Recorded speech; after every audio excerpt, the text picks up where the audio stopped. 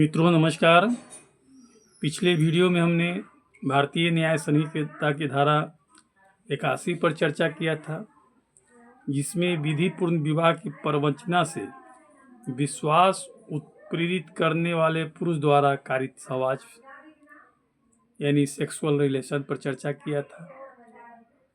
और उस पर क्या सजा है और क्या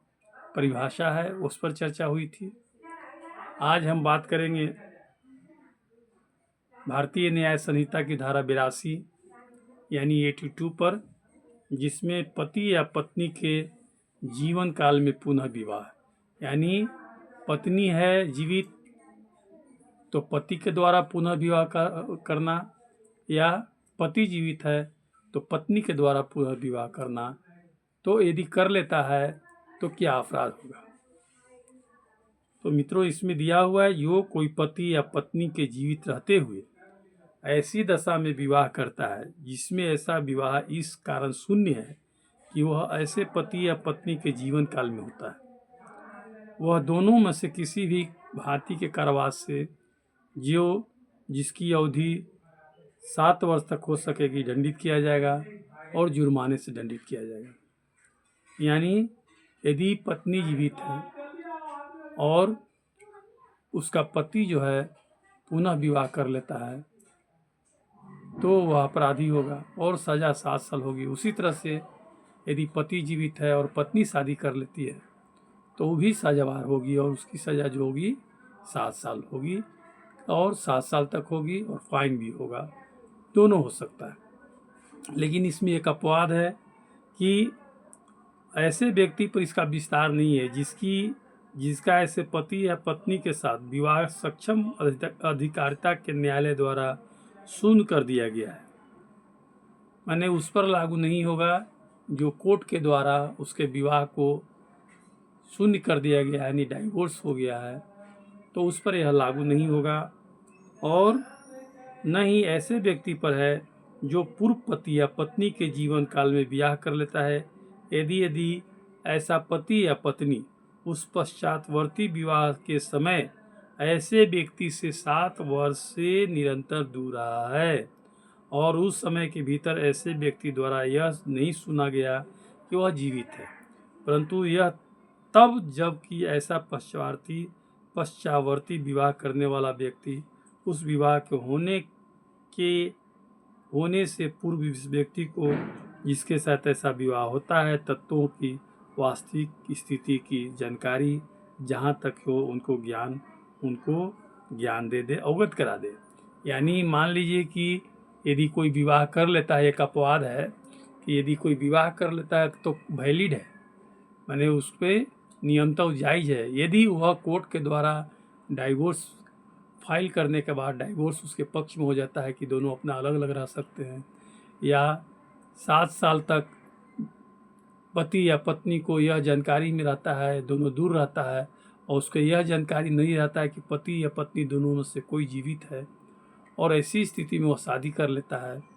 तो वह भी अपराध नहीं है। लेकिन एक इसमें बात है कि जो जिससे शादी उसको करना है उसको जानकारी दे दे कि पहले से हम विवाहित थे और मेरी पत्नी या मेरा पति पहले से डेथ कर चुका है, तो यह अपराध की श्रेणी में नहीं होगा। और आपको ये भी बता दें कि यह भारतीय न्याय संहिता की धारा 494 में वर्णित था। 494 में यह भारतीय न्याय संहिता की धारा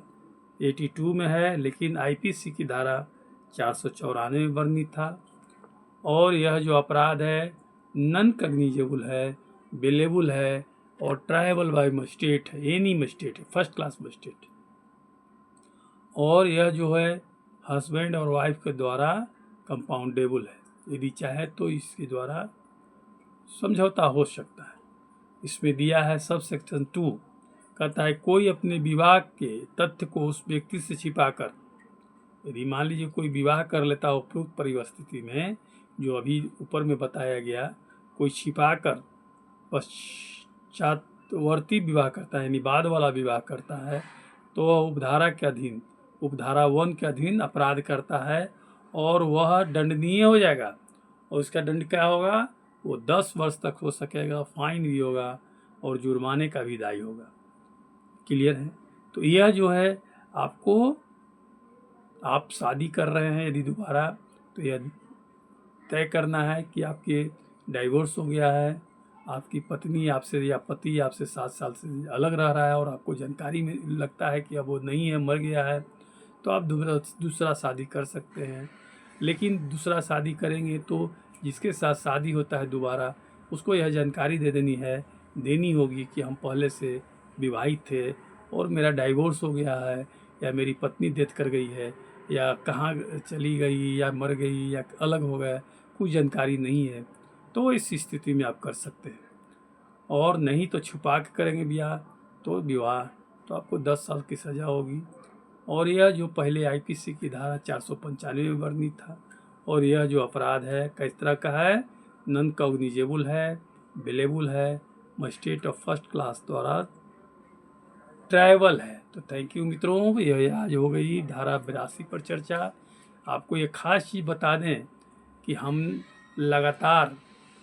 धारा 1 से बीएनएस पर, भारतीय न्याय संहिता की धारा 1 से लेकर लगातार एक वीडियो आप लोग के समक्ष प्रस्तुत कर रहे हैं। यदि यह वीडियो आपको अच्छा लग रहा है तो कृपया आप वीडियो को देखें, जो भी संभव हो लाभ लें, जितना संभव हो, चाय पीते हुए, नाश्ता करते हुए, कहीं चलते हुए, ट्रेवलिंग में जो आप अनावश्यक वीडियो देखते रहते हैं, उसके बदले में आप इसको देखें ताकि आपको लॉ की जानकारी हो। थैंक यू, नमस्कार। अभी तक आपने यदि शेयर नहीं किया है, सब्सक्राइब नहीं किया है, तो सब्सक्राइब कर लें, शेयर मित्रों में कर दें। थैंक यू, नमस्कार।